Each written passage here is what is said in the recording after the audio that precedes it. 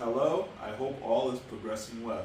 Welcome to I Don't Know, We Can Talk About It, where we discuss myriads of topics civilly, reasonably, and responsibly. My name is Kevin Dufresne. The first topic we're going to discuss is about school traffic. How does one manage to be in attendance if and or when being in attendance conflicts with traffic about a school? Even traffic on the way to school, even traffic about a home. About in the sense of meaning around, in connection with, more locally. I feel as though, due to structures being different, every school must acknowledge a schedule in connection with traffic. There are schools that open early, allowing for students, for faculty to come in earlier. There are schools that monitor attendance for the tardy, that are coming to an educational environment later than the set start time for a first class or a homeroom gathering. An agreeable time for an individual to be present for all necessary, for all the student's obligations. How one manages between commuting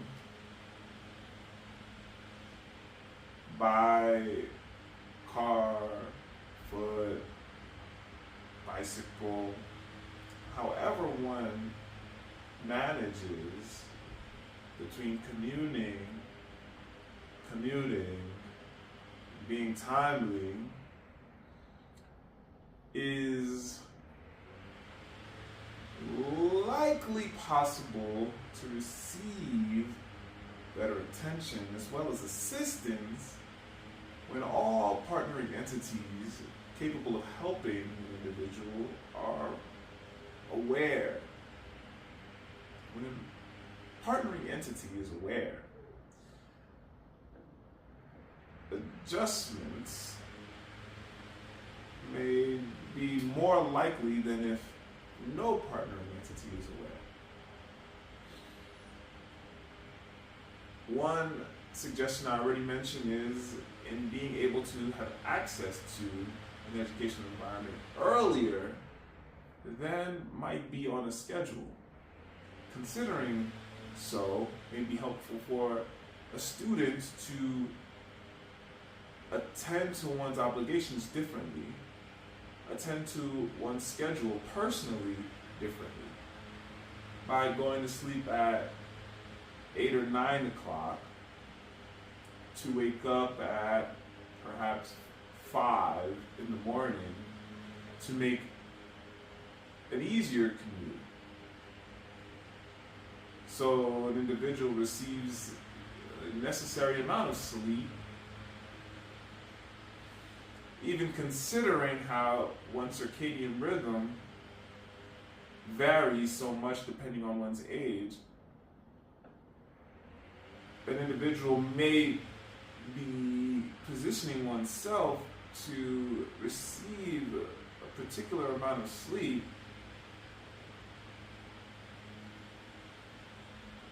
aligning with an hourly respect more so than perhaps a REM sleep cycle, though allowing oneself the opportunity of range to potentially obtain quality sleep, then an individual's schedule alignment will likely be more more suitable. Traffic may be less of a situation of concern.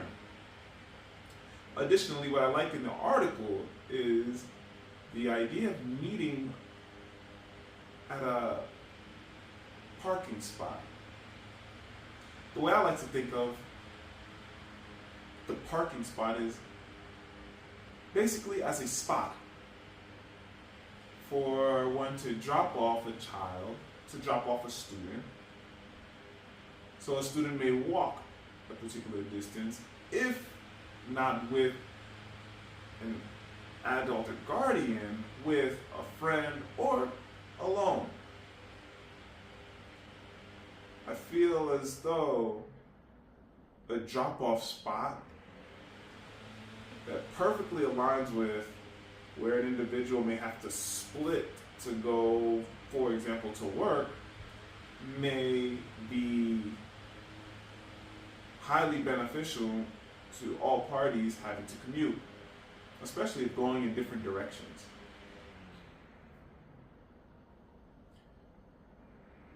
The idea of a regular bus schedule, if available, is nice, and I feel can work in tandem with a carpool system in connection with drop-off spots.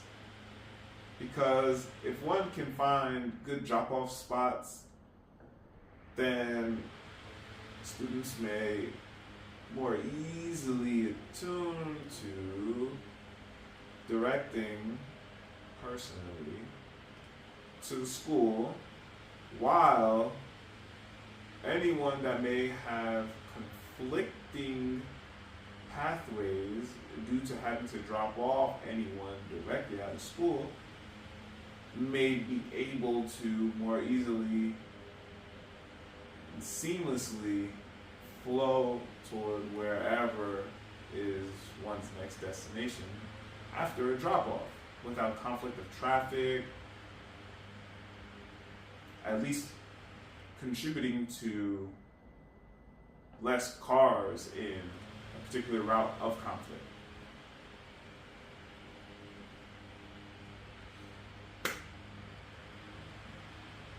Our next discussion is about media literacy. The conversation is in connection with two other conversations, and I'm only discussing one portion of this interview series. Media literacy is important. Do I feel like media literacy is to be the responsibility of an educational environment? I feel as though an educational environment may benefit any individual attempting to better understand how to proceed with navigating technology, how to proceed with navigating media responsibly. Even more so, I consider if an individual buys a blender outside of an educational environment, though the blender being portable is capable of being anywhere a student is.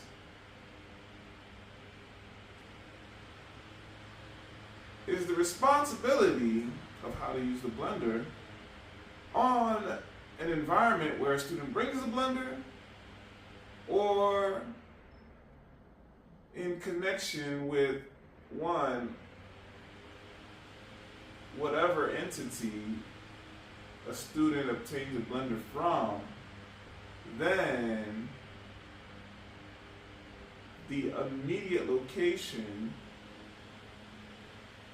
of where the blender will be in most use, like a home, unless a blender will be in most use in a particular environment, then I feel as though the literacy of a particular medium may need to be within parameters that a particular location of where the medium will be in most use is so one may understand the parameters of that location connection with the medium. Then, if in a different space, to be of most use, not just more use, of most use, then I feel as though the where may have parameters about the medium. I really feel an educational environment may assist greatly in connection with teaching media literacy. The implementation outside of an educational environment is very important. And I feel as though so long as an educational environment is able to assist with the implementation outside of the environment, wonderful. The same goes for if the medium is in most use in another where. If that particular where may assist with the media literacy, then I feel as the implementation may be more effective if in tandem with the other where a medium may be in use. The relationship between technology and different environments needs to be cohesive.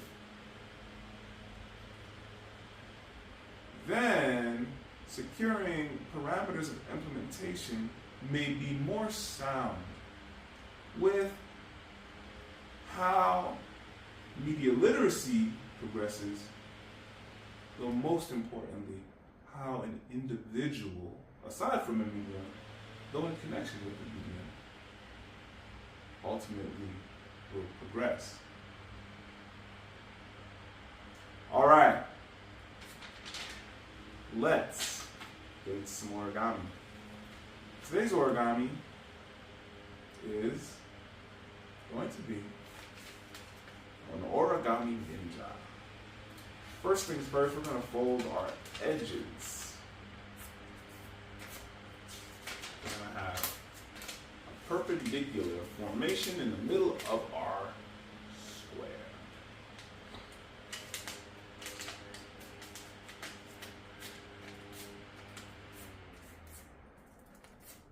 Now, we're going on to our next step, which is to take this portion up just about a third of the way, up. Now, I'm looking at about a fourth of the way up. So I can just slide this piece up a little bit more, and that's about a third of the way up. And we're going to do the same thing for the top part. Going about a third of the way up. So we come about a third of the way up here. So then our next step is to simply fold to the center. We're just going to fold to the center. That's it. So now where we're going from left to right. We're moving horizontally now. Before we were moving vertically, up and down. We're just going to fold in the other portion horizontally to the center, to the back. Okay. Now, what we do is we fold in the corners. Okay? Just going to fold in the corners. Fold them however you want. Gives you an idea. We're just going to fold in the corners. Okay? And now, as you can see from here, this is the base of our ninja. Of course, we're making a ninja head, a ninja face at that. And so, you can design your ninja however you feel.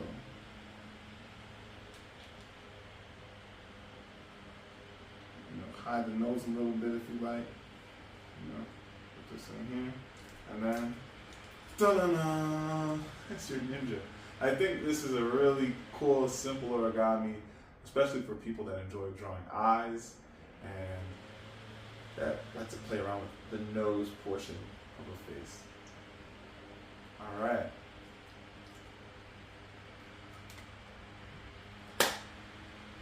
Our next topic is about a physical book. I really enjoy reading physical books, and I respect how anyone chooses to embrace creativity because of so many mediums, so much media in connection with reading. One's able to experience what is in a book, visually, audibly, in myriad ways. The book today is Outlive. I really appreciate how the text comes together while in the midst of so much research, compiling the research, compiling evidence to assess how to look at research, and really takes on the most common causes of death in a way that is not only informative, though is encouraging by guiding one to a better habit, considering everything of science is always in progress. Research is always in practice, and individuals are coming from so many different perspectives, assessing how to indulge, how to dissect information is a key portion of the text, which can help one navigate information, whether from a practitioner, a doctor, or researchers, news. The author is indicating to be mindful of how one is assessing information and sharing how to do so. The other portion of the text I really appreciate is the consideration of the biological, the psychoneuroimmunological is of the conversation, though the author is not indicating to be completely aware of such, though considers the mysteries of human progress that needs more attention, and likely different attention.